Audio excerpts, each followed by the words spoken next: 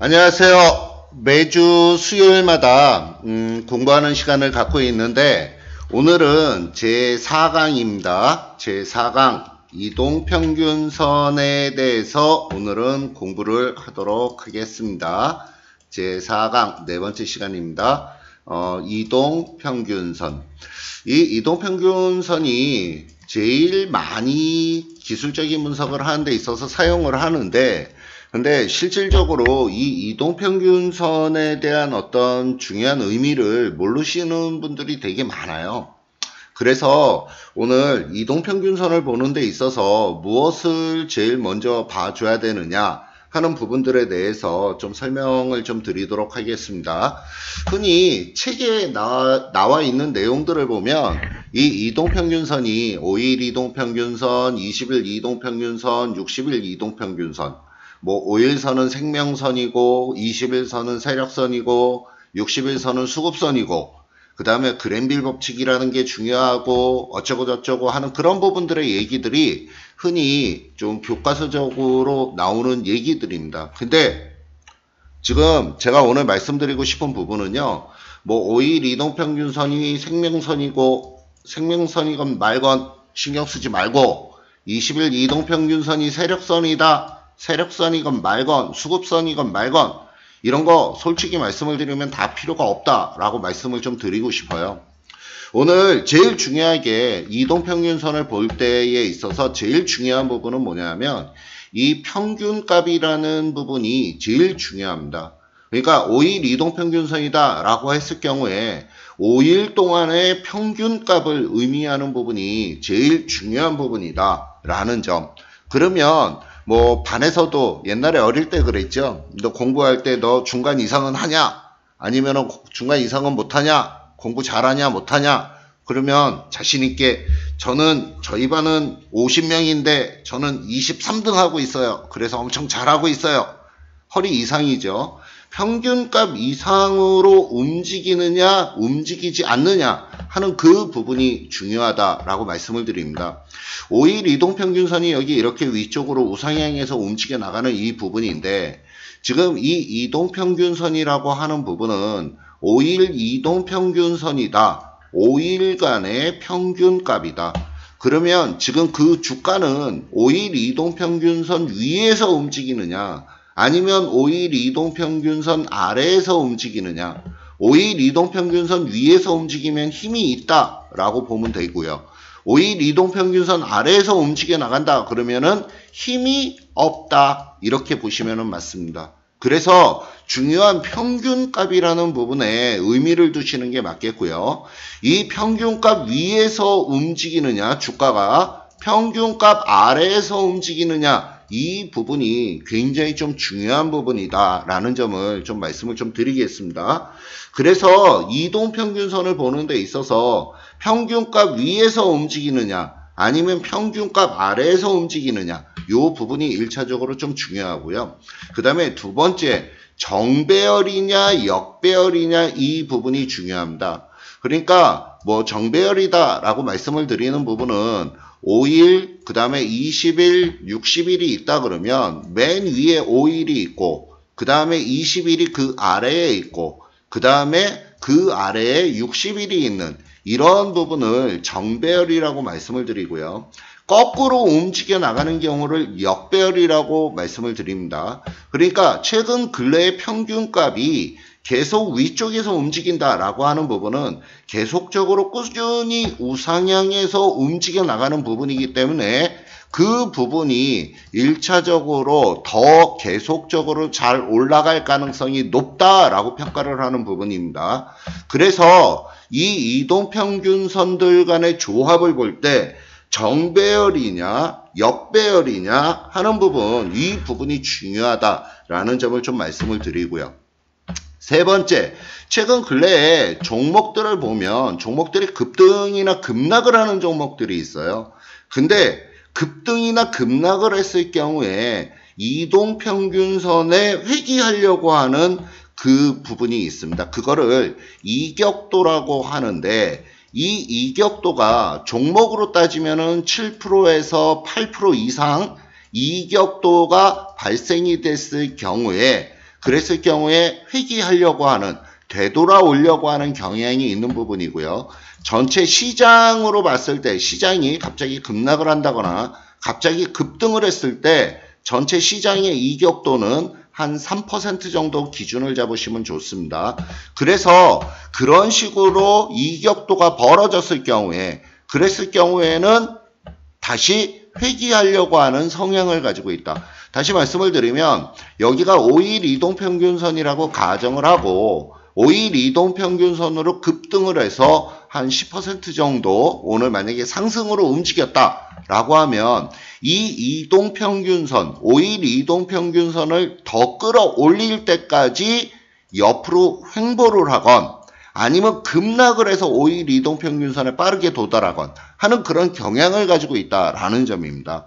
그래서 그 부분이 이격도가 벌어졌을 경우에 이격도를 줄이는 작업이 진행이 될 수 있다라는 점을 좀 염두에 좀 두시고요.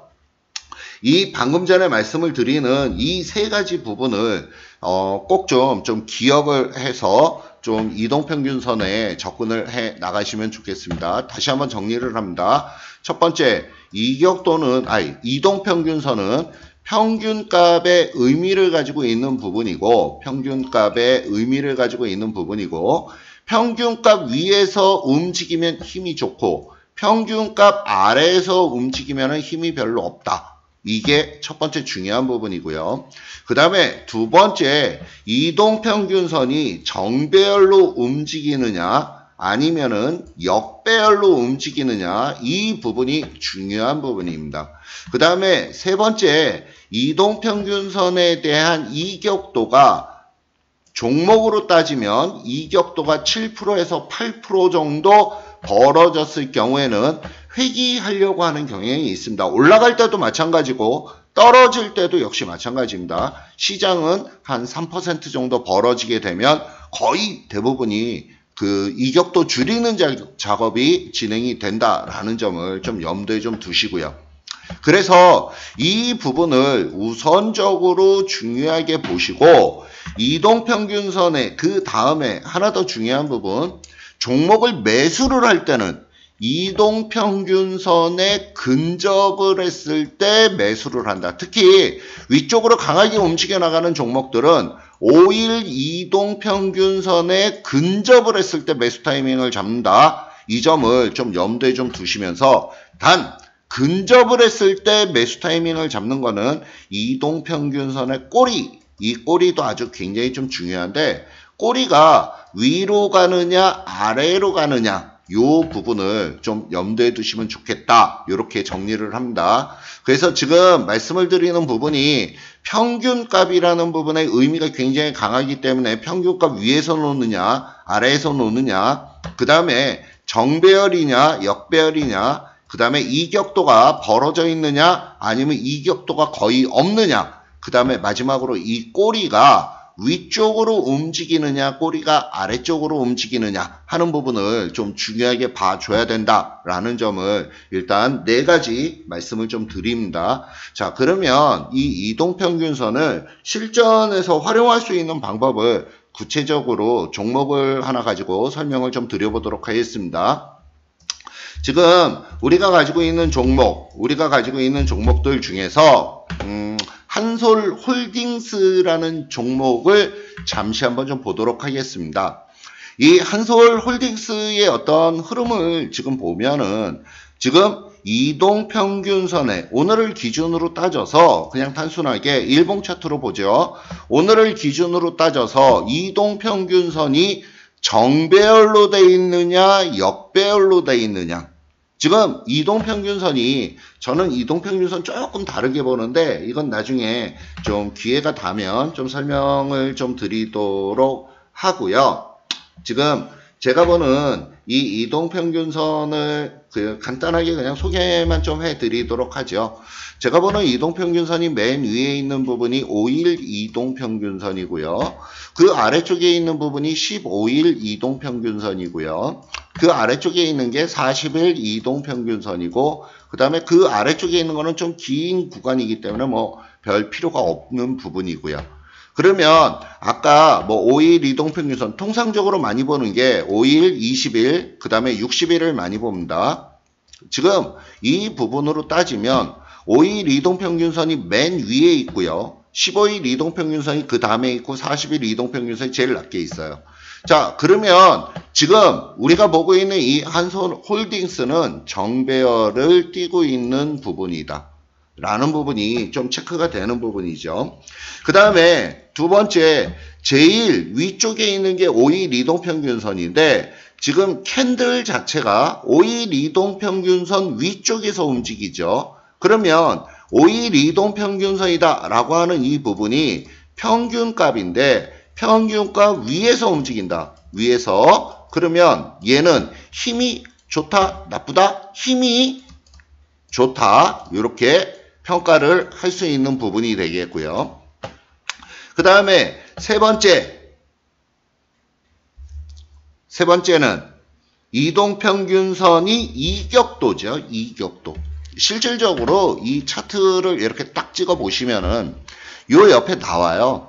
요 옆에 자세히 보시면은 뭐 한솔홀딩스, 그 다음에 뭐 일시, 그 다음에 시가, 고가, 저가, 종가 짝짝짝, 그 다음에 밑에 가격 이동평균선 나오는 데를 보시면 5 이동평균선과 지금 위치가 5 이동평균선 옆에 보시면은 마이너스 1.71라고 나옵니다. 퍼센트로.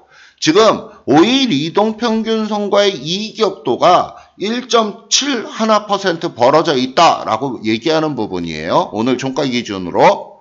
그러면 이 이동평균선과 이격도가 그렇게 벌어져 있지 않아요. 그러면 오케이. 이 종목은 계속적으로 꾸준히 올라갈 수 있다라고 볼 수 있는 부분이죠. 여기를 보겠습니다. 8월 28일 날짜 기준으로 보시면 종가 기준으로 5 이평선과 그렇게 많이 벌어지지는 않았네요. 얘도요. 근데 장중에 움직일 때 보면 얘네들이 위쪽으로 장중에 쭉 올라가서 위쪽으로 움직여 나갈 때를 보면 장중에 고점으로 1.9%가 벌어졌으니까 이격도가 한 3.5% 정도까지, 그러니까 기준은 5일 이동평균선 기준인데 이격도가 3.5% 이상 벌어지면 얘는 이격도 줄이는 작업이 진행이 되는 부분입니다. 오늘도 역시 마찬가지예요. 위쪽으로 올라가면은 아래쪽으로 눌러서 이격도를 줄이는 작업을 진행을 하더라. 그래서 실질적으로 급등으로 뽑아나가는 종목, 뭐 오늘 대표적으로 태형건설 잠시 한번 좀 보도록 하겠습니다. 지금 태형건설을 보면은 오늘 종가 기준으로 5일 이동평균선과의 이격도는 5.12%였는데 장중에 움직여 나갈 때는 5일 이동평균선과의 이격도가 10% 이상이 벌어졌었어요. 그래서 오늘 눌림 조정이 들어오면서 이격도 줄이는 작업이 진행이 되더라 라는 점. 밑으로 하락할 때도 마찬가지입니다. 밑으로 하락할 때 급락이 연출이 되는 과정이 진행이 될 때 이쪽 옛날 걸로 한번 돌아가서 저 옛날 걸로 한번 보겠습니다. 5일 이동평균선과 종가를 기준으로 따지면 7월 5일 날짜, 여기 있는 요 날짜입니다. 제가 그 캔들 위에다가 딱 올려놓으면 여기 아래쪽에 5일 이동평균선 그 옆에 가로하고 5.08이라고 나와요. 그러니까 장중의 흐름을 볼 때 장중의 흐름에서는 5일 이동평균선과 10% 이상 이격도가 벌어진 걸로 보이는 부분이고요. 10% 이상 벌어지면 회귀하려고 하는 성향을 띠더라. 5일 이동평균선 쪽으로 그 점을 좀 염두에 좀 두시면 좋겠습니다. 그래서 지금 좀 전에 설명을 드리는 부분, 이격도가 많이 벌어지면 이격도가 5일 이동평균선 쪽으로 돌아오는 경향이 있더라. 이 점을 꼭 좀 염두에 좀 두시면서 보시면 좀 좋겠고요. 그 다음에 마지막으로 5일 이동평균선의 꼬리가 지금 위쪽으로 올라가느냐 아래쪽으로 내려오느냐, 이거 아주 상당히 중요합니다. 보통 꼬리가 아래쪽으로 내려오게 되면 5일 이동평균선 아래에서 주가가 움직이는 경우가 많기 때문에 이 꼬리를 확인을 한번 해 주셔야 되겠고요. 자, 중요한 부분을 다시 한번 우리가 정리를 한번 해보겠습니다. 첫째, 이동평균선은 평균값이다. 평균값이에요. 그래서 이동평균선 위에서 놀아야 힘이 좋다라는 점을 말씀을 드리는 부분이고요. 그 다음에 두 번째, 정배열이냐 역배열이냐. 정배열이라고 하면 흔히 얘기하는 5일 이동평균선이 맨 위에, 그 다음에 20일, 그 다음에 60일, 그 다음에 이렇게 보시면 되겠고요. 정배열로 움직이는 종목이 힘이 좋은 종목입니다. 역배열로 움직이는 부분은 거꾸로 되겠죠. 역배열로 움직이면 보통 어떻게 되어 있냐면 맨 위에 60일 이동평균선이 맨 위에 60일 이동평균선, 그 아래에 20일 이동평균선, 그 아래에 5일 이동평균선, 이런 식으로 구성이 되는 경우가 많습니다. 이 점 좀 참고하시면 좋겠고요. 그 다음에 세 번째, 이격도가 많이 벌어지면 다시 돌아오는 경향이 강하다. 근데 그 이격도는 5일 이동평균선으로 이격도를 보자.